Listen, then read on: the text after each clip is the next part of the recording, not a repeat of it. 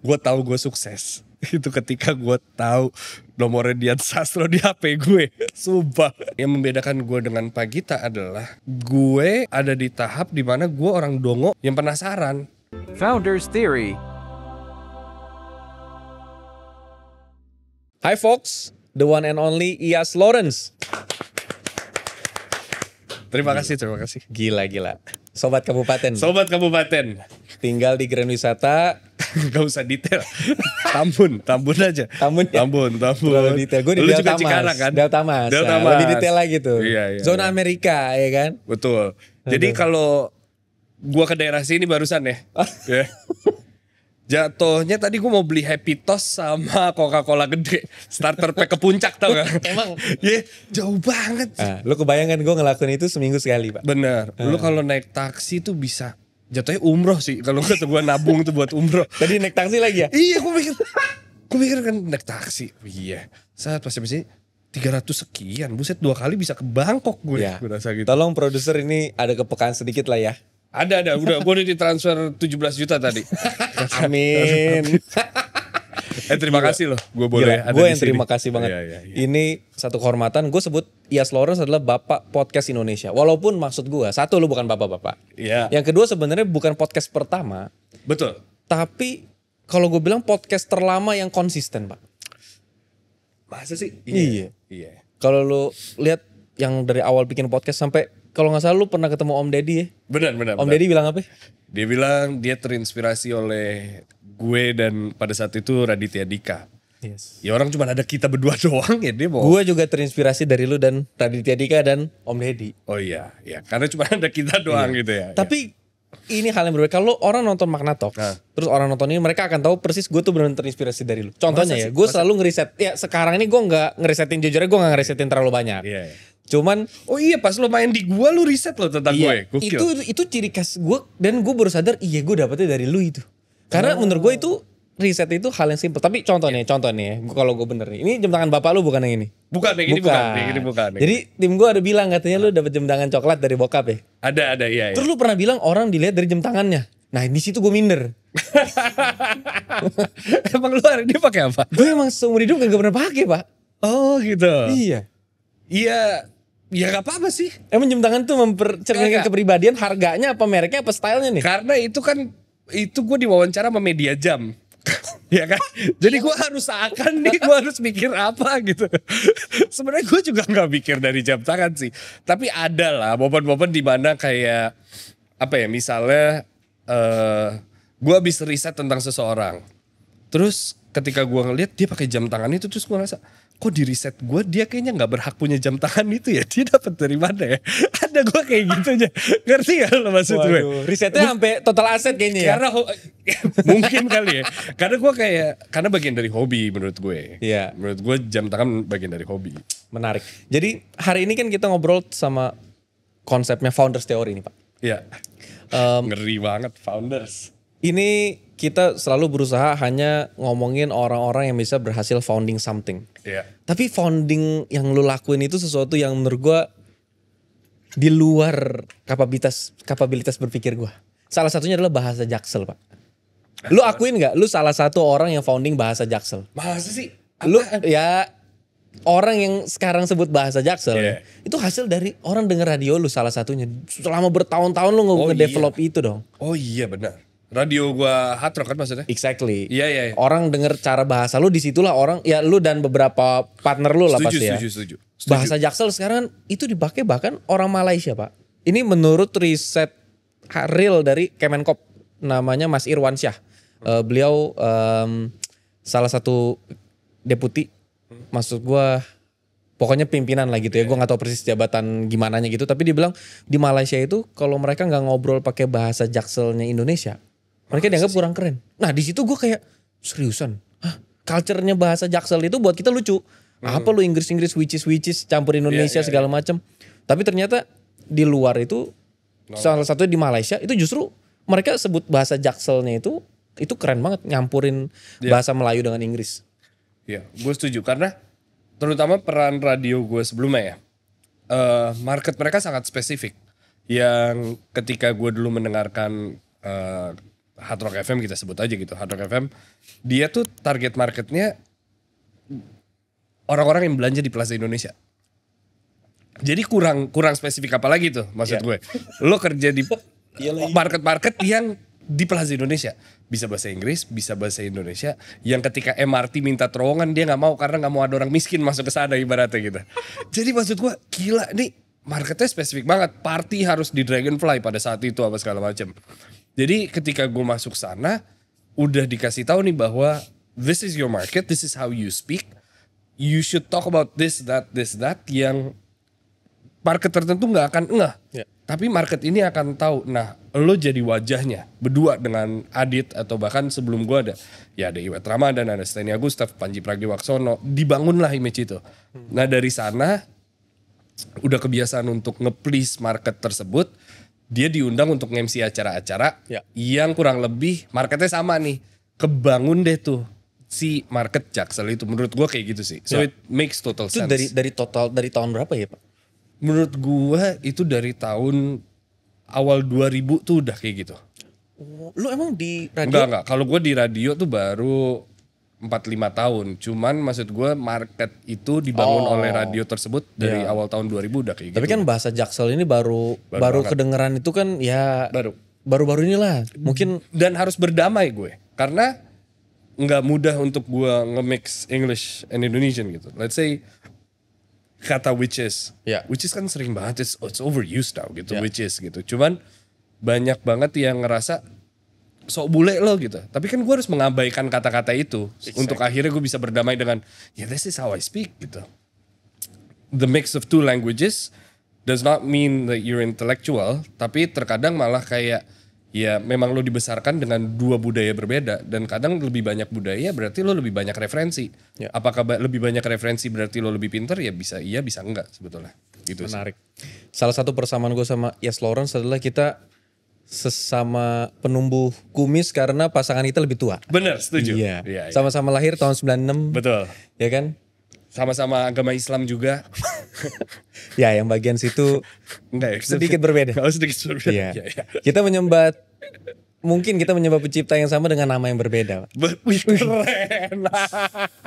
Aduh. Iya kan? Iya. Iya, karena menurut gua Tuhan itu tidak bisa dikotakan oleh sekat-sekat agama. Bagus. Menarik.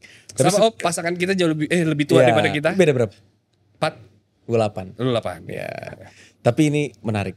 Karena sekarang gue mau masuk sedikit ke hal yang sedikit serius. Lu kalau gak salah pernah di Vice. Betul. Lu dari jurnalis dulu sampai lu jadi art director untuk Asia Tenggara ya? Apa Asia Pasifik malah? Dari anak magang. Jadi gue magang. Jadi dulu tuh kalau pas di kampus lo harus magang setelah beberapa semester gitu lo harus magang terus harus ke beberapa agency karena emang gue kreatif advertising jadi ujung-ujungnya ke agency. Nah pasangan gue tuh ngirim di Facebook kayak nih Vice mau buka di Indonesia lu bukan suka nonton terus gue kayak oh ya juga ya. Gue apply lah di Vice terus nggak lama I got an email back they said congratulations you're accepted. Silakan datang ke kantor kita sekian. Hari itu gue datang terus kantornya kosong bener-bener gak ada orang. Terus gue message Facebook kayak hey nobody's in the office, what do I do? Terus ada kita di Sophie Authentic, kita lagi meeting di sini. Datang aja. Terus gue mikir oke, fine gue ke Sophie Authentic. Gak ada orang di Sophie Authentic, cuma ada 2 bule ngobrol. Terus di otak gue kan kita perusahaan besar, ternyata dia cuma 2 orang ngobrol gitu. Terus gue kayak oh, hai iya sampai segala macam oke, ya. Welcome to Vice. Terus gue kayak, thanks.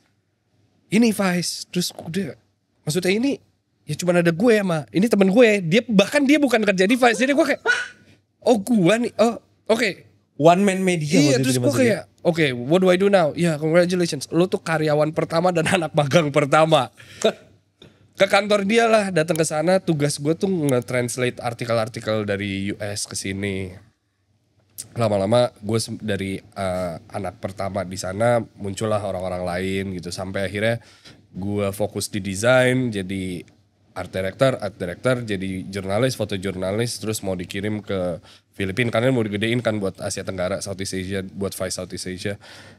Gue mau dikirim ke sana bokap kena cancer jadi gue balik ke Tambun untuk kayak gue menolak, bahkan gue mau resign, gue mau fokus sama bokap gitu.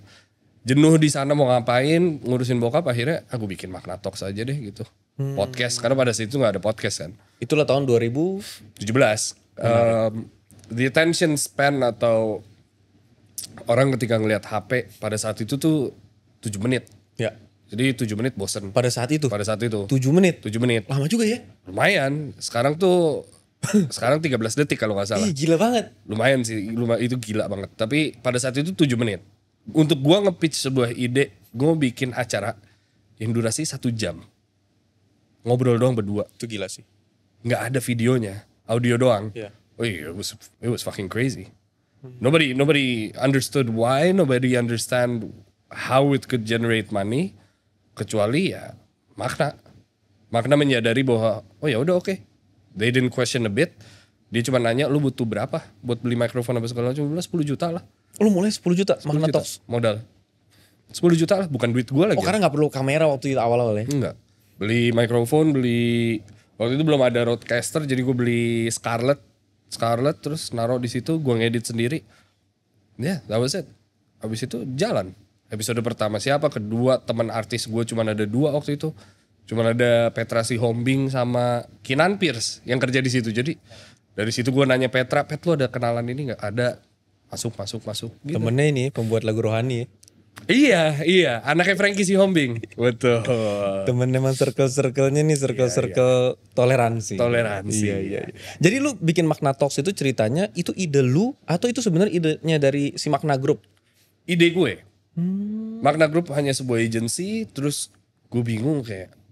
Dulu kan mikirnya gini, lu punya ide, lu gak punya duitnya. Iya. Lu cari orang yang punya duitnya.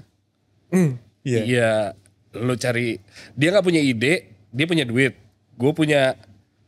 Ya gitulah ya. Iya. Pokoknya kita kawinin, berhasil deh tuh. Tapi kita gak tahu nih generate duitnya dari mana. Waktu itu lu belum kepikiran apapun, cuman lu kayak ngerasa ini konten seru aja nih. Lu tau, iya lu kan anak kabupaten juga nih. Maksudnya Ya. kayak, ya lu pengen kenal dong sama artis-artis ibu kota. Ngerti kan maksud Bener, gue? exactly. Karena lu kelamaan di Delta Mas kayak, "Anjing, ngapain sih gue gitu nonton gini. Pengen ketemu orangnya langsung gitu." Akhirnya kesempatan untuk itu ya checklist. Ya gue ngefans banget itu. Let's say sama Eva Celia. Iya. Gue datang ke dia pulang dari US, nonton dia di bar bapaknya, kayak ngefans banget. Sampai akhirnya ya ngobrol bareng, Gila ya. kerja bareng. Ya sekarang pasangan gue, sahabatnya sekarang jadi bridesmaid satu sama lain, ngerti ya lu? Jadi Sadis. bisa kayak gitu. Itu kemampuan dapat relasi networking gila ya. Itu gila. Gila. Tapi nggak semua orang bisa ngelakuin atau eksekusi ide Betul. podcast sebagus lu. To be honest, satu, lu enak di timber kalau kata istri gue. Timber, gue nggak tahu bahkan timber itu Timber apa. maksudnya gimana? Nah, kayak katanya kalau di nada tuh Ada yang lu ngomong aja kayak, lu masih. Orang langsung kayak, Bini lu Purwacaraka, dia tahu. penyanyi dia rohani. Oh, penyanyi rohani. Maria Sandi. Oh iya. Nah, Lagunya ada yang gue tahu mungkin. jangan nggak ada. Nah, Saat itu iya bener. nyata. Iya. Bukan karena. Ya, ini emang nih hasil toleransi yang positif Iya, ya iya, dengan iya, pergaulan iya. yang bagus ini. Iya, iya. Bener. Nah, jadi lu timbernya dapat. 2, lu menurut gue ya. Gue fokus nih podcast cuman bisnis, Pak. Iya. Bisnis investasi. Itu aja juga gue bingung. Wah, nih bahas kripto nih gue harus belajar baru. Lu ya artis, pemain bola. Iya. Lu udah semua jenis manusia. Itu bagaimana lu bisa apa sih mindset lu apa udahlah pokoknya gua harus semua tempat adalah kelas, semua orang adalah guru atau gimana sih? Gampang sebenarnya lo, Dit. Sebenarnya ya. Selama lo penasaran dan selama lo ingin tahu, sebenarnya lancar-lancar aja. Kebanyakan orang ketika dikasih kesempatan di depan kamera ngobrol berdua, mereka selalu merasa bahwa mereka harus menonjol. Sedangkan kan lo ada bintang tamu, harusnya menonjol bintang tamu tersebut gitu. Itu pun gue baru pelajarin setelah 1-2 tahun di podcast ini gitu. Setelah lihat komentar-komentar orang kayak, ih gila sotoy banget nih segala macam. Contoh, kebanyakan orang di umur gue atau di umur kita lah ya, ada fasenya mereka mendengarkan emo. Oke. Lu ada fasenya gak? Enggak kan? Gue juga enggak gitu. Apa ini penyakit kabupaten kali ya gak dengerin. Cuman orang-orang Jakarta tuh pada dengerin emo gitu. Emo tuh apa sih? genre kayak misalnya siapa ya dulu ya, Killing Me Inside gitu-gitu, Piwi Gaskin gitu-gitu lah. Oke. Lu dengerin dulu? Iya kayaknya kalau Kayak Piwi Gaskin gue pernah Ada denger. eranya gitu kan. Iya. Nah gue tuh gak kesentuh era itu sama sekali. Datanglah si Onat Oh iya. dari si Killing Me Inside. Dia mau promo seband. Gue gak ada di fase itu dalam hidup gue. Gue gak ada ketertarikan sama lagu lu, gue gak suka. Gue gak suka sama lagu lu, gue gak tahu, gue gak ngerti nih obrolan kita bakal gimana gitu. Gue cuma ada waktu 1 minggu untuk mempelajari genre emo ini dan fase hidup orang yang biasanya 3-4 tahun dalam waktu 1 minggu. Gimana caranya? Lo tahu hal paling mudah apa? Dengerin lagunya. Bukan. Ngobrol sama orangnya. Enggak. Gak Riset usah dipelajarin, ya lo penasaran ya lo tanya. Ya kan lo penasaran. Iya juga. Kan ada orang ya, Iya. you don't know anything about business. Terus lo ngundang let's say siapa? Warren Buffett gitu di sini. Iya. Terus lu mau pelajarin tentang investasi dalam waktu seminggu.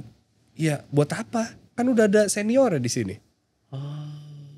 Inilah kenapa to be honest dengan segala hormat, dengan segala respect ke Pak Gita Wirjawan ya. Tapi inilah kenapa gue nonton Magna Talks itu rasanya 1 jam lebih cepat daripada nonton 1 jamnya Pak Gita Wirjawan.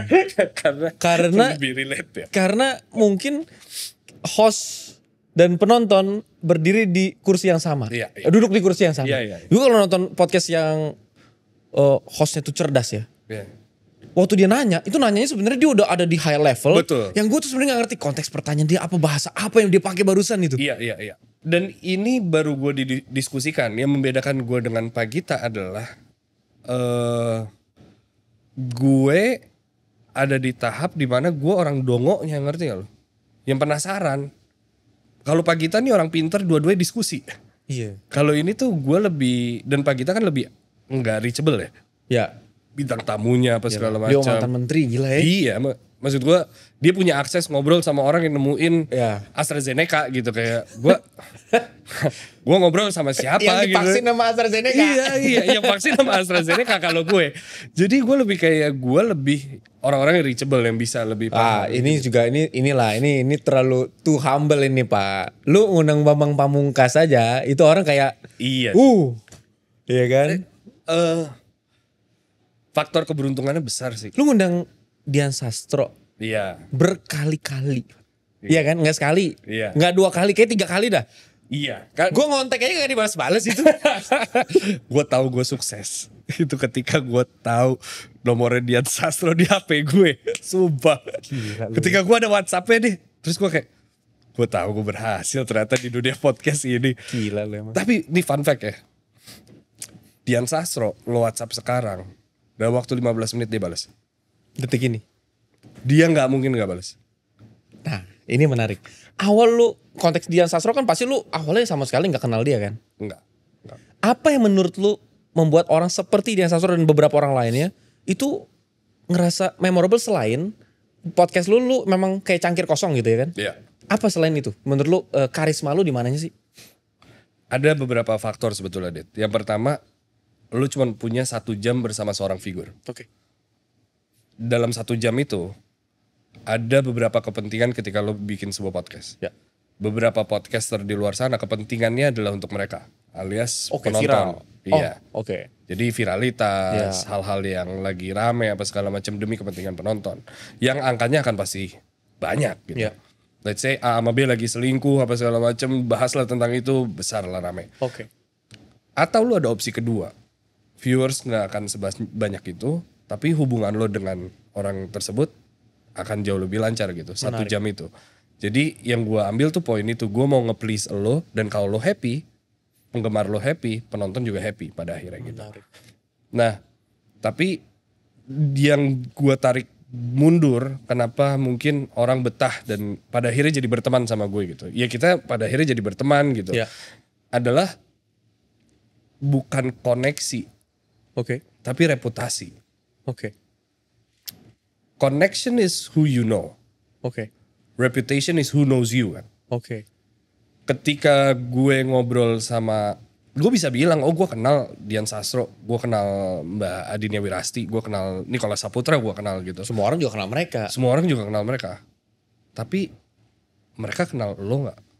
Dan bukan berarti oh ya gue kenal Iyas yang pernah podcast itu. Tapi Iyas yang bisa riset. Iya. Adit yang paham bisnis, Adit yang ngajarin gue cara memulai bisnis gitu. Lo tau lo dikenal itu di kantor gue sekarang gara-gara itu gak? Enggak. Di podcast yang kita ngobrol, Iya. habis kita podcast, kita ngebedah 9 hal Bisnis itu. model canvas Bisnis itu. model canvas itu. Gila lu. Nah, lo dikenal dengan reputasi itu, ngerti gak lo? Lo harus ada, dan lo ngelakuin itu tanpa disengaja. Oh, inilah teknik caranya membuat orang please ya. Ini barusan nih terjadi. Oh, gue nangkep, menganalisa nih gue nih. Ya sebenarnya banyak analisa cara apa segala macam, tapi reputasi menurut gue penting. Menarik. Karena lu punya 1 jam, you wanna make sure it's the best 1 hour. Ya, Agar ketika lo nambah ke jam kedua, ya. nggak ada rasa beban di situ. Menarik. Pak, tahun ini menurut gue pribadi nih, analisa gue yang berantakan, tapi menurut gue tahun ini adalah tahun dimana paling banyak podcaster mulai lahir lagi. Ini kayak gelombang keduanya menurut gue ya. Gelombang pertama itu bahkan bukan generasi lu, karena lu itu menurut lu benar-benar early adopter banget tuh. Cuman memang pemainnya sedikit banget. Gelombang pertama ketika Om Deddy Corbuzier punya podcast meledak, terus wah dengan cara segala macam. Setelah itu kan mulai hilang, orang ngerasa kayak udahlah kayaknya podcast ini udah pandemi udah selesai, orang ini segala macam. Tapi sekarang gue ngeliat tahun ini aja persis gue liat beberapa orang mulai bikin podcast. Gue yakin podcast itu pada dasarnya adalah luar biasa karena lu bisa share insight yang sebenarnya kalau ditulis di lisannya diketik jadi buku itu bisa jadi 1 buku kali atau at least setengah buku. Tapi dari sudut pandang lu yang sudah konsisten dari awal sampai sekarang, boleh gak di sharing Pak? Menurut lu apa yang bakal bikin podcast kategori apapun? Mau lifestyle, mau parenting, mau bisnis, mau cuma lucu-lucuan, mau pothub atau apapun yang serandom apapun, itu bakal jadi worth to watch. Ya. Bermakna. Mantap. Gue coba bedah dulu dari tahun 2017 kali ya. Gue early adopter. I started it off. Waktu itu ada Adriano Kalbi yang udah bikin pada saat itu. Gak ada source of revenue from anywhere. Karena brand juga gak mengalokasikan uangnya untuk promosi ke ranah podcast gitu. 2019 akhirnya lahir, akhirnya orang-orang mulai bikin. Termasuk Deddy Corbuzier kalau gak salah 2019. Spotify melihat sebuah potensi. Mereka gak bisa buka PT di sini, mereka buka di negara tetangga di Singapura. Mereka ngelihat growth-nya tinggi banget dan platform mereka menjadi platform nomor 1. Mereka naruh duit lah di situ untuk si eksklusif, Spotify eksklusif sini. Salah satunya Magna Talks juga, beberapa podcaster lainnya. Pandemi muncul, orang-orang udah pada gak di jalan. Pada di rumah. Sedangkan pendengar podcast tuh pada di jalan semua biasanya. Dengan kemacetan Jakarta apa segala macam. Pendengar turunnya drastis. Bener-bener drastis. Waktu pandemi? Waktu pandemi. Gua gak ngerti orang kebangetan atau gimana, tapi pada kawin. Kalau lu ingat. Ya karena sering hujan juga waktu Betul. Ya. Gue juga kawin Iya, sekali. lu juga kan. Demam dikit kayaknya pada saat itu. Pokoknya mereka dirubah, mereka pada kawin. Yang dengerin podcast gue, teman-teman lain. Tiba-tiba udah pada punya anak, gak punya waktu ngedengerinnya. Apa sih namanya? Mereka nontonnya CBBS gitu-gitu lah. Oke, nontonin TV.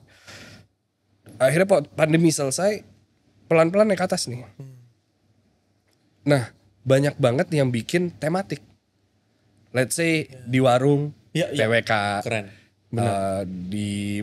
Deddy Corbuzier bikin pothub apa segala macam. Banyak-banyak acara-acara lain. Tapi genre semua sama. Komedi. Kalau di US, yang terjadi ini true crime.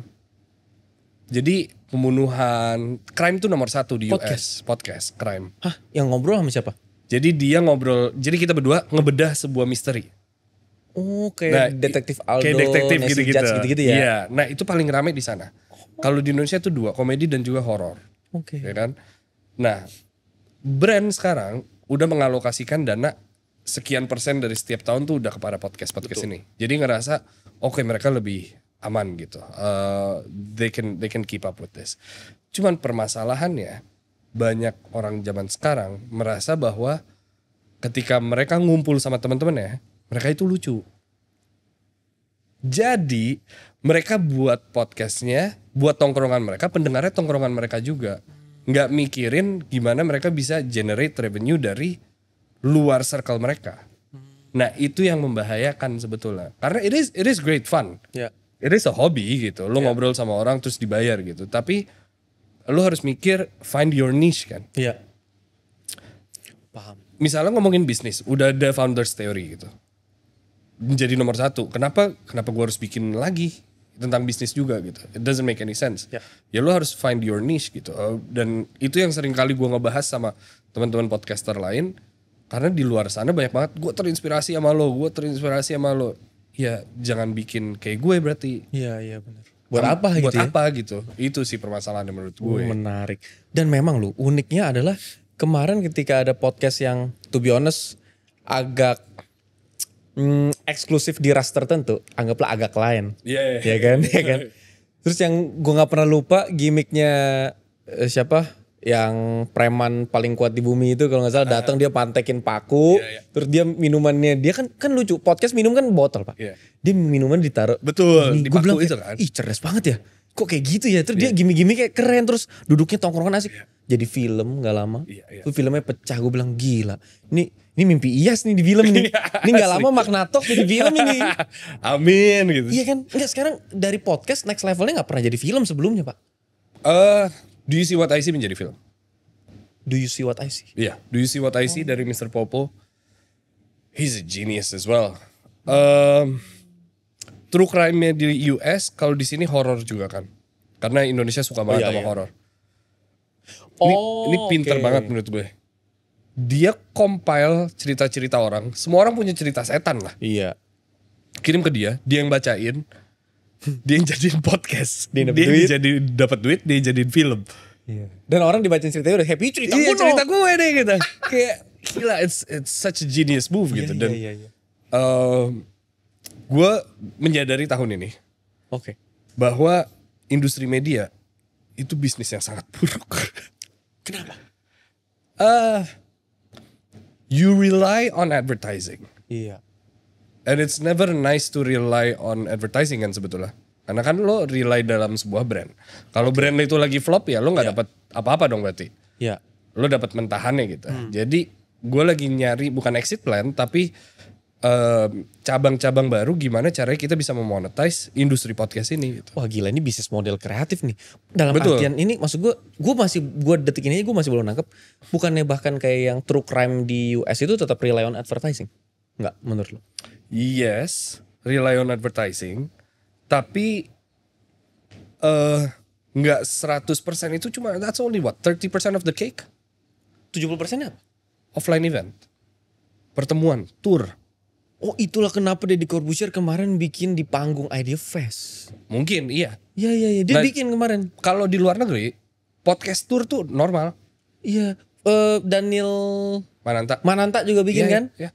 Najwa Shihab, Mata Najwa juga bikin di ini. Itu. Iya dia jual tiket. Iya. Kontennya bisa jadi distribusi lagi dan itu jadi ekosistem yang lebih. Jadi kalau di US itu I think 30% is from advertising on the podcast. Around 40% is from subscription. Jadi orang subscribe untuk eksklusif konten. Nah itu budaya itu kita belum ada. Iya benar-benar. Sisanya offline. Budaya itu sudah mulai muncul tapi pemerintah gua rasa nggak berani menggalakkan karena dalam bentuk OnlyFans Pak. Betul. Iya. Ya, satu-satunya subscription yang berhasil OnlyFans. Iya selama nggak ada kayak nggak berhasil sih kayak gitu ya. Ya bagian situ pasti itu kan ya. Ini banyak yang di-blip juga nih. Tapi wah ini iya ya. Event offline ya. Iya karena gila ya. Ya. Oh gini loh Vindes. Betul. Iya kan. Sportstainment dia. Iya itu berhasil banget loh. Emang lo nonton Vindes nih? Emang setiap 3 menit dia ada iklannya? Enggak kan? Enggak mungkin. Orang gak mau nonton juga kalau begitu ntar. Tapi ketika dia acara sports dia ngomongin adlibs iklan aja berapa puluh. Oh itu sadis. Tapi memang kontennya jenius ya. Dan itu lahir dari podcast. Betul. Belum lagi nanti yang jadi film itu duit lagi ya. Itu maksud gue. Dan podcast ya itu cuman bonus. Gue jual ke brand nih. Sekarang gue kayak gini. Gue mau bikin acara offline. Ya. Bla bla bla bla bla. Gue minta sekian juta ya. Oke. Mahal banget Mas Iyas. Gue kasih 2 episode gratis di Magna Talks. Langsung. Wah boleh Added banget value. tuh. Added value dari situ kan. Iya benar. Yang padahal kalau dihitung-hitung ya podcast gue emang mahal naruh di situ. Tapi kan gue emang gak bisa generate revenue dari podcast gue anyway. Exactly. Yang gue ambil ya porsinya dari offline itu. Jadi udah dapat duit, lo dapat duit tiket. Dan kalau di Magna Talks offline event salah satu musik bisa jadi ya. Musik ya. Musik stand up. Nggak ada talk show lo bayangin. Talk show gue semuanya free. Ngajar tuh baru bayar. Karena ya gue mau keep in the mindset bahwa ngobrol tuh harusnya gratis. Orang dengerin secara gratis. Nggak salah bayar. Gue someday juga mau bayar. Cuman gue mau coba eksperimen. Coba deh di beberapa bisnis site yang lain yang berbayar bisa nggak ya? Apa segala macam works nggak ya? Gue pengen tahu market gue tuh datang ke sini buat gue apa buat acara-acara ini sih? Menarik. Gitu. Menarik. Mau gue pelajarin dulu gitu. Menarik. Lu kan orang radio walaupun baru 4 tahun tapi menurut gue lu cukup memberi warna. Sangat memberi warna. Padahal lu masih sangat muda. Maksudnya pemain radio itu yang tua-tua banyak banget ya kan. Tapi lu bisa ngasih warna itu gitu ya. Gimana caranya lu survive di dunia yang sangat banyak millennialsnya? Kita ini kan sebenarnya Gen Z yang Milenial tapi di ujung ya. Iya, 96 ini udah hitungannya Gen Z paling tua gitu lah ya. Iya. Tapi kan pasti sering diremehin gak sih gara-gara muda? Ada sih. Iya lu juga pasti ngerasain. Iya. Nah gue pribadi diremehin gara-gara muda di konteks bisnis gue. Iya. Kalau di konteks entertainment kayak gimana lu? Oh banget cuy. Gue inget salah satu kata yang menurut gue, aduh nyesek tuh adalah selalu kayak, lu, umur lu segini? Itu sering banget tuh. Dulu di umur belasan, lu 18? Itu tuh menurut gue kayak sebuah diskriminasi. Karena berarti dalam konteks ini gue di umur segini gak berhak untuk ada di titik ini ya berarti gitu. Makanya gue kurang suka ketika orang-orang meremehkan Gen Z. Ya. Kayak, lo Gen Z lo gak ngerti gitu. Ya. Padahal mereka lo yang akan lebih paham daripada lo nanti. Exactly. Dan kita adalah Gen Z itu Iya ya. kita adalah Gen Z itu gitu. Dan kita merasakan itu ketika kita di umur segitu gitu. Iya. Gila gue diremehin, lihat aja lo nanti. Iya. Balas dendam anak kecil tuh lebih gak enak daripada balas dendam orang tua tau. Kalau pikir-pikir iya kan sih. Karena kalau orang tua berhasil kita pikir ya udahlah dia tua ya. Ya dia tua. Kalau anak muda iya kayak ngeselin. Tai bisa lagi dia orang gitu. Balas dendam anak kecil tuh waktu mereka lebih banyak gitu. By the time mereka sukses lu bisa jadi udah di RSCM ngerti ya lo maksud gue. Jadi diskriminasi terhadap gue yang waktu itu masih muda contohnya adalah apa ya? Misalnya bergaul di acara deh. Salah satu hal yang sering gue lakukan dulu kan ikut komunitas lah. Ya. Ikut komunitas tuh ada beberapa hal yang kayak lu kan bocah lu harusnya pulang lu jam segini gitu-gitu.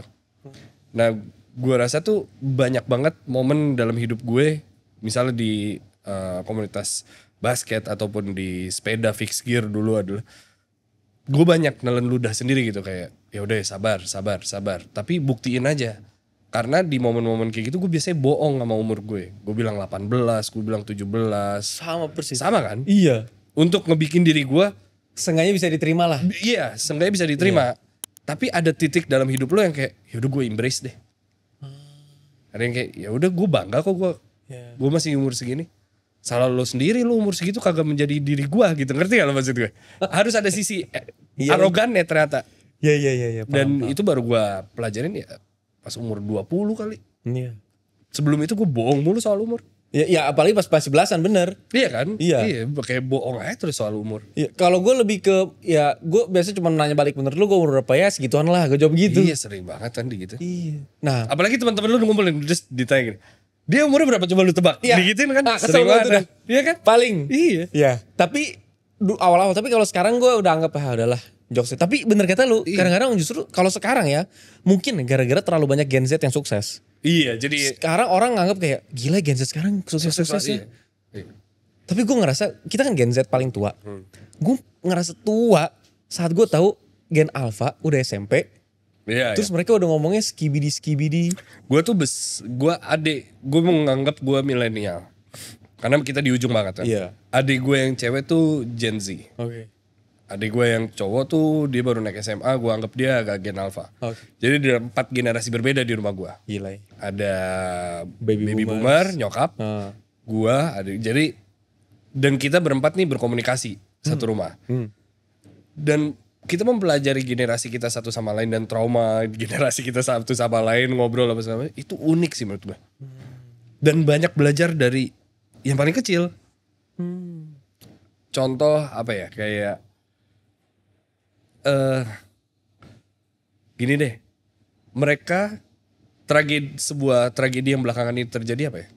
Ada berita apa ya? Kalau Gen Alpha. Enggak, apapun itu deh, berita apa Oke, ya? Joe Biden ngundurin diri. Ketembak deh. Donald Trump. Donald Trump ketembak. Iya, Nyokap gue taunya dari Facebook. Oke. Oke. Iya kan? Iya, iya. Gue taunya dari Instagram. Iya. Adik gue yang cewek taunya dari TikTok. Nah, yang itu Coba lihat, tebak dari mana? Discord, games. YouTube Shorts. Jadi informasinya sama, Iya, iya, iya. Tapi platform bisa beda. tapi ya? platformnya beda. Nah, ketika gue mempelajari, oh berarti gue punya media nih. Iya, iya, iya. Orang yang dengerin gue adalah generasi gue dan nyokap gue. Iya. Karena ngobrolnya sama figur-figur artis-artis zaman itu. Gue mau dong didengerin sama generasi adik gue. Berarti gue harus mulai main YouTube Shorts nih. Iya. YouTube Shorts beda banget sama TikTok. Iya. Harus gimana? Nah itu gue banyak belajar dari dia juga.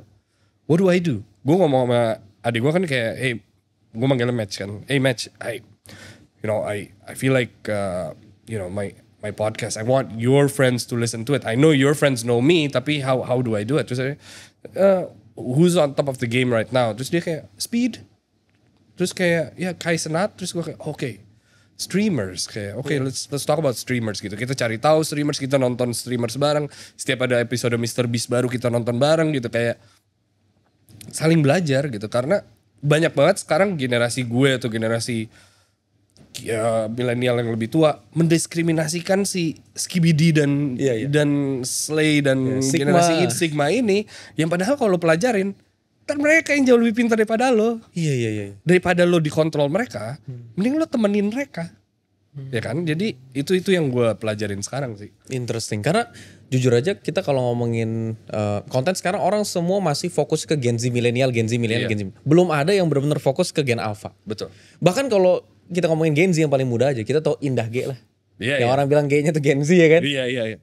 Kita akuin konten dia kreatif banget buat Gen Z, tapi itu aja sekarang bahkan buat Gen Alpha mungkin udah agak ketuaan, tua irrelevant. gitu kan. Iya. Bahkan gue nonton Indah G, gue masih banyak istilah yang gue belum nangkep Pak. Iya. Ini tiba-tiba udah ada Gen Alpha yang punya istilahnya berbeda lagi.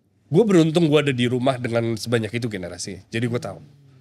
Dan gue menjadi fun uncle setiap gue ke ponakan-ponakan pasangan gue yang karena gue tahu kayak Riz gitu-gitu ya. Karena gue tahu gitu. Karena gue besar di rumah itu. Cocok banget. Iya, jadi gue kayak mereka kayak, kok lo tahu sih gitu? Karena ya emang gak boleh gue gak tahu gitu loh. Gue gak mau jadi om yang norak. Gue mau jadi om yang seru, ngerti ya? Satu-satunya cara ya bergaul lah sama mereka. Menarik. Iya karena ini waktu cepet banget dan bentar lagi Gen Alpha SMA.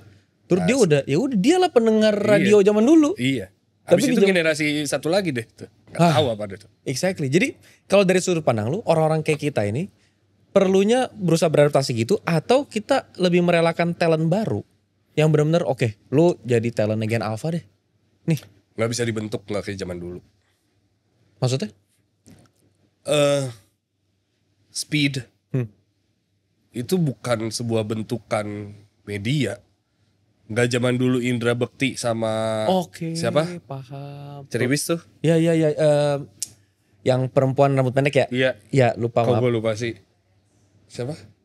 Indra Barens. Indi Ya. Barens gitu. Indi Gak Barens. kayak Indra Bekti sama Indi Barens di Ceriwis. Kita bangunnya dua karakter sahabatan tapi love hate relationship. Gak kayak gitu sekarang. Gak bisa kayak gitu. Gak bisa. Lo gak bisa ngebangun karakter. Kita bikin host khusus untuk Gen Alpha, enggak.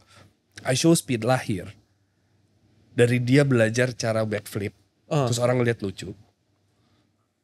Tuh anak gak bisa main bola. Sampai dia ketemu Cristiano Ronaldo. Sampai dia sama Iya mah gila tuh. setiap pemain tuh begini. Sampai ke rumahnya Ronaldo. Maksud gue, faktor itu tuh gak ada teorinya. Satu-satunya cara untuk lo bisa menemukan gimana bisa dapat attention para gen alpha adalah untuk menjadi mereka kan. Oke, tapi itu kan Itu kan kita nggak mungkin. iya, Tapi ada satu cara untuk tahu referensi-referensi mereka. ngobrol sama mereka ya. Ngobrol sama mereka. Spend time with them. Dan jangan menganggap mereka anak kecil. Lu nggak enak kan rasanya dianggap anak kecil dari Iya, dulu. tadi kita ngomongin Iya. ya. Iya, mereka juga nggak suka ya. Iya nggak suka lah. Siapa yang suka kayak zaman gue? Gue udah paling nggak bisa tuh menggunakan kata era gue. Aduh. Menarik. Malah gue nanya, your generation kayak gimana? Adik gue paling sering nanya gini, when you were my age, titik. Jadi dia selalu nanya, when you were my age, dulu, what was the craziest thing you do at school? Terus gue kayak, shit patch. I don't know, I smoked in class gitu kayak. Oh ya, wah sekarang udah gak bisa kak. Tapi sama Nedot gini. Ada yang bawa buku dewasa nih ke kantor gini. Nah, ya kurang lebih kayak gitu sih Dot. Terus kayak ya ada yang bawa vape nih. Ya iya pretty much similar gitu. Kesamaan itu kan sebenarnya ada gitu. Iya. Tapi kalau lo kayak zaman gue mah lebih parah. Iya, Itu iya. udah mulai kayak Bener. Zaman kayak kita ngedengerin baby boomers ngomong, dulu papa kalau sekolah Itu. jalan 20 kilometer. iya karena lo gak punya mobil blok. Ngerti gak lo maksud gue? Karena gak ada Gojek. Iya. Iya kayak Namanya tadi Pak Blokir. oh Pak Blokir. Iya. Iya. Pak Goblokir mas. Menarik. Ini salah satu yang gue juga penasaran ya. Lu udah gue nggak tau 280, 290 apa 300an episode lah ya. Mungkin ya. Gue pernah nanya di offline waktu itu, tapi belum di kamera. Siapa atau episode apa yang paling berkesan banget buat lu? Aryo Bayu. Aryo Bayu ya. Udah 7 tahun gue ngomongnya Aryo Bayu mulu. Gila ya? He's a different breed man. I think Aryo Bayu, he's such a kind soul. Dia dari sekian banyak podcast yang gue ajak ngobrol, banyak banget yang jadi temen gue gitu. Ya. Jadi akrab, punya nomornya apa segala macam. Tapi Aryo Bayu was the first to acknowledge me, gue rasa. Boleh gak bro diceritain yang waktu itu? Iya, jadi gue tuh setiap minggu kan take podcast aja gitu ngobrol. Tuker WhatsApp kadang-kadang gitu. Dan ketika ketemu minggu depannya di sebuah mall kayak, hai ya apa kabar, nice to see you, oke apa segala macem. Ini kayak, yang pertama Aryo Bayu tuh kita habis ngobrol, take podcast. Dia pulang gue ngerasa seneng banget. Sebelumnya emang kita kenal, karena gue pernah di Vice ketemu dia sekali doang, gue ingat banget. Terus dia kayak pura-pura ingat gue apa segala macem. Gue undang lah ke podcast, dia mau aja karena ngekos di depan. Take podcast, audionya rusak. Terus gue kayak fuck, audionya rusak. Gue WhatsApp, hey, you did great apa segala macam, tapi audionya rusak. Terus dia bilang, no worries man, I'll come back tomorrow. Wow. Terus gue kayak wow. Attitude-nya gila ya. Oke, gue bilang oke, I'll see you tomorrow. Di episode pertama tuh kita ngomongin tentang almarhum bapak gue kalau gak salah. Gue bilang ada kayak apa segala macam. Terus dia ngerasa poin itu penting juga untuk gue bahas. Dia nanya. Iya, dia nanya, ingetin gue lagi tentang bapak lo kemarin, lo ngebahas apa biar penonton denger gitu. Karena dia tahu file rusak. Ya menurut gue kayak, gila lo mikirin ya perasaan gue seberapa happy gue ngebahas itu. Jadi lo pengen nge-remind gue untuk ngebahas itu. So I did it again. Yeah. Audionya perfect, fine. Besokannya gue ketemu dia di Lawless Burger Bar. Gue lagi sama pasangan gue. Dia lagi ngantri burger sendirian. Terus gue bilang, hey Aryo. Terus gue kayak, hey man, how are you? Apa segala macam. Terus kayak, sama siapa? Sama Indira, sama pacar gue gitu. Indira ke toilet. Oke, wait, kata dia. Terus gue, wait, kenapa nih? Indira keluar toilet. Terus dia bilang kayak, Indira, this is your boyfriend. He's the best interviewer ever. The best obrolan terbaik sama gue. You're so lucky to have him. Such a wingman without me asking him to become a wingman gitu. Gila ya. Kayak, gila, it was such, bro code-nya nyampe banget gitu. Said goodbye. Aryo Bayu lagi ngomong. Iya, Aryo Bayu gitu ya. Dan setiap acara kita bertemu, berpelukan gitu, kita diskusi dan he's just, semua orang punya cerita tentang Aryo Bayu gitu. Semua yang kenal dia. Dan tuh orang kalau mati yang nganterin banyak. Iya. Gitu aja gue. Menurut gue. Dan setiap gue bilang kayak Aryo Bayu bukan karena podcast ya. Mungkin 90% obrolannya gue gak tahu. Tapi dia sebagai manusia, sifatnya di balik kamera, that's what matters to me gitu. Menarik. Karena harus diakuin kalau AI itu suatu alat yang mempelajari sangat banyak hal. AI itu bisa super banget. Tapi kalau orang yang pengetahuannya paling luas itu salah satu podcaster. Iya. Karena kerjaan podcaster tuh mengharuskan lu menggali. Iya, iya. Kan gak semua orang yang bertemu orang yang luas itu menggali. Podcaster lu ngegali, lu riset di berbagai sudut pandang. Ya. Dan harus diakuin yang punya database atau learning paling banyak kalau manusia itu lu bro. Lu udah, iya maksud kalau lu AI ya, database lu udah paling banyak, salah satu paling banyak dan yang qualified semua pak. Gue liat lu gila, wah menteri-menteri masuk, wah ini masuk. Wah. Nah terus gue yang bikin gue jadi penasaran adalah kalau ada ya satu orang atau satu apapun namanya, dia udah ketemu sama berbagai orang itu. Sebenarnya kan dia membuat satu makna talks itu mau mencari makna ya. Ternyata makna itu ada di dalam apa sih? Apakah prestasi, pencapaian atau ternyata makna itu ada di attitude-nya ya. Iya. Itu yang berkesan di lu ya. Itu.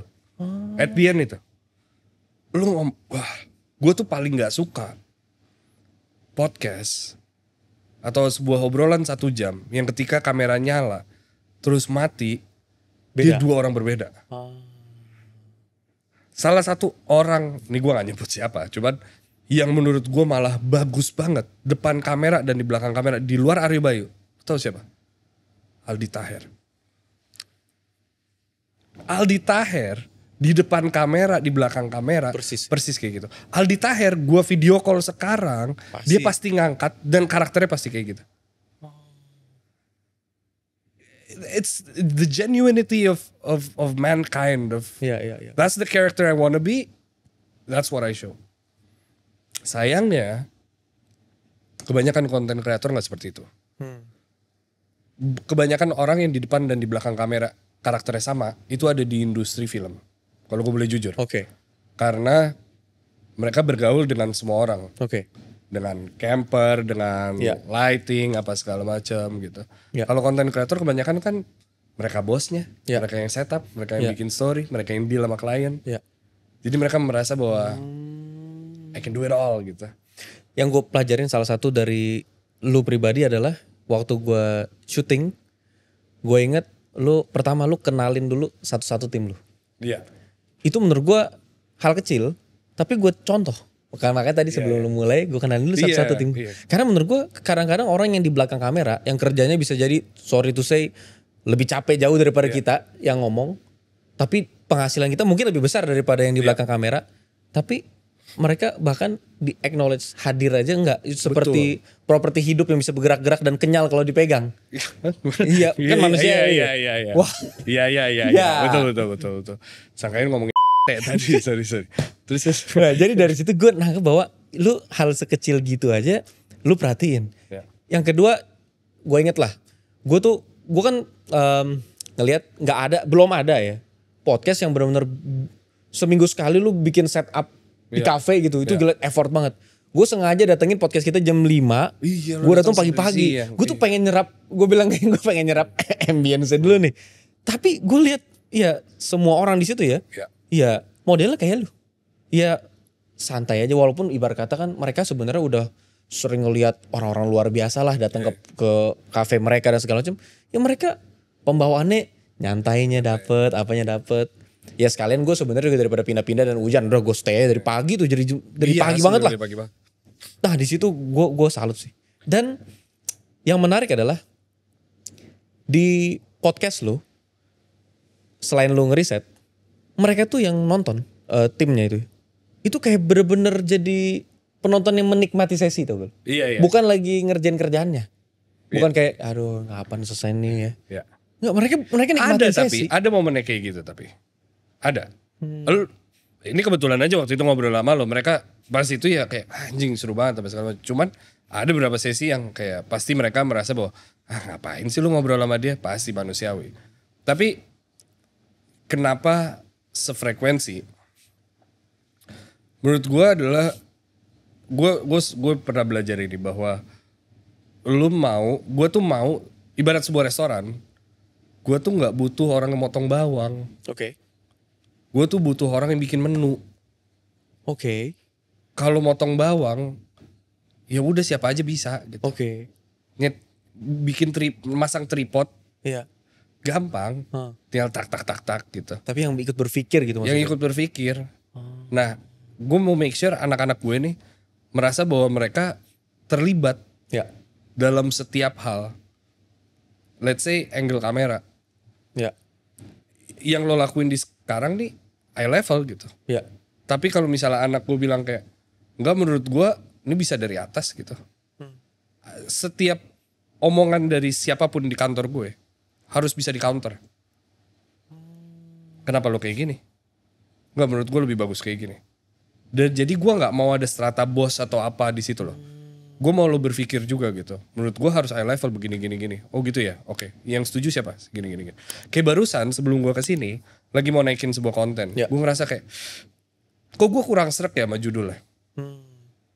Terus anak gue bilang kayak, lo maunya gimana? Lo mau lebih agak punchline apa segala macam. Terus kayak, menurut gue iya. Menurut kalian gimana? Stop tuh mereka kerja. Diskusi bentar. Menurut gue gini. Menurut gue gini. Oke, aman ya. Misalnya gue take podcast sama orang, terus gue lupa ngenalin. Gue ditegur sama anak gue. Kok lu gak ngenalin kita tadi? Seakan tuh masalah gue habis ngilangin jutaan dolar. Tapi kalau hal sederhana seperti itu gak bisa lo lakuin, ya lo gak. Ya. Dan Gimana masalah besar? Yang menurut gue hebat adalah mereka punya keberanian dan kenyamanan buat negor lu. Betul. Untuk sesuatu yang sebenarnya bukan suatu kewajiban. Betul. Artinya mereka ngerasa lu bukan bos di situ. Lebih ke sahabat. Gue bilang ke mereka, lo jangan pernah ngenalin gue sebagai bos lo ke teman-teman lo. Jangan pernah lo kayak, ini bos gue. Waduh, gue gak suka banget. Jangan pernah. Tapi lo harus respect gue seperti gue bos lo tetap. Harus ada boundaries itu. Gue ada beberapa peraturan. Yang pertama adalah jangan pernah anggap ini keluarga. Tapi gue bukan keluarga lo, lo bukan keluarga gue punya keluarga sendiri. Itu tai kucing tuh kalau udah kayak bawa-bawa keluarga karena cemara banget tuh. Aduh, gue kayak drama keluarga lebih berat daripada segala macam. Ini kan keluarga, jadi kamu kerja sampai malam gak usah dapat bonus dong. Kayak gitu. Enggak. Yang kedua, menurut gue kita punya kebebasan untuk beropini selalu. Mau lu umur apa segala macam kita ngobrol selalu bersama. Yang ketiga, jangan pernah lupa karena kita punya bond itu, jangan pernah melupakan yang namanya peraturan standar pekerjaan. Ya. Seperti misalnya kalau mau cuti bilang harus ada formulirnya. Kalau habis meeting harus ada MOM-nya. Kalau sakit harus ada bukti. Iya, harus tetap standar. Masuk tetap jam sekian. Pulang jam segini gitu. Jadi jangan pernah lo merasa bahwa lo kenyamanan untuk menjadi keluarga dan kesantaian untuk menjadi teman gitu kan maksud gue. Harus tetap ada hal itu. Dan yang paling penting adalah lo suka ngelakuinnya.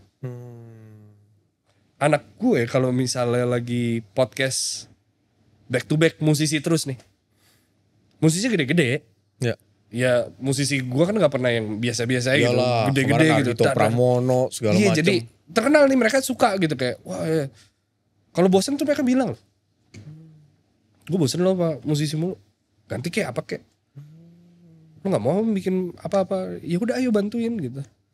Nah ide-ide gila yang datang tuh biasanya dari anak-anak, yang eksekusi gitu-gitu, iya dia. Gue mukanya doang, gue yang tampil, tapi ide-ide mereka gitu sih. Super interesting, menarik. Gue penasaran nih, udah last question. Sekarang lu wrap up ya. Iya. Lu mau dikenal Yas Lawrence tuh sebagai siapa sih? Kalau lu udah gak ada di dunia ini nanti. Gue tuh selalu bercanda. Gue tuh pengen, apa sih yang harus dilakuin untuk ketika lu mati ada patung, apa sih yang harus dilakuin gitu?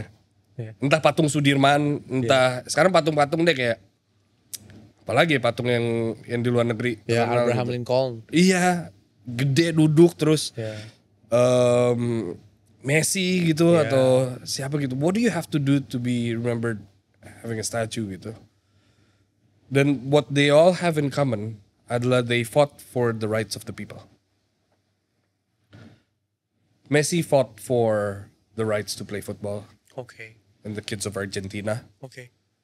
Abraham Lincoln fought for, the racial, the racial problems in the US gitu. Banyak sekali di luar sana yang melakukan itu gitu. Dan gue rasa ketika dan salah satu hal kenapa mereka bisa melakukan itu adalah karena mereka menikmati apa yang mereka lakukan.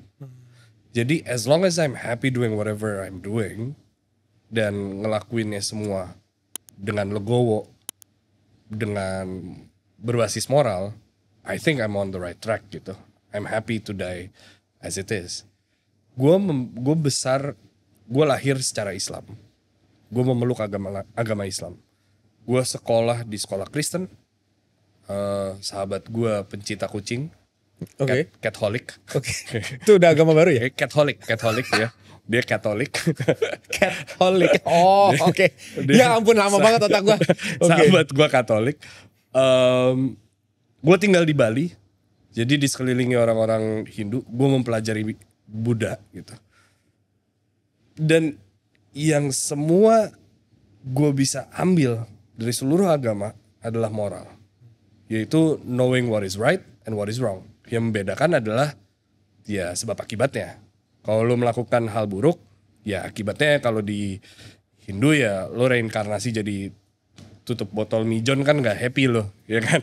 Kalau lo di Islam atau Kristen lo masuk neraka gitu ya kan? So as long as lo gak merugikan orang lain gitu, and you stick to morals, I think you'll be just okay gitu. Dan seringkali tuh lo merasa, apalagi kita ya yang tampil depan kamera gitu, seringkali ketika kita melihat orang komentar, tuh ngerasa kalau kita dibenci. Iya bener. Hal-hal negatif. Iya. Kayak fuck, I'm doing something wrong gitu. Iya. Tapi ternyata kebencian itu datang bukan ke kita ternyata. Ternyata ke mereka sendiri. Itu tuh gue baru sadar tahun-tahun ini gitu. Pendewasaan menurut gue. Jadi ya, what you're doing, what I'm doing, as long as we love what we're doing, I think it should be okay. Iya gak? What an amazing episode. Folks, sekian Iyas Lawrence. Bye. Terima kasih.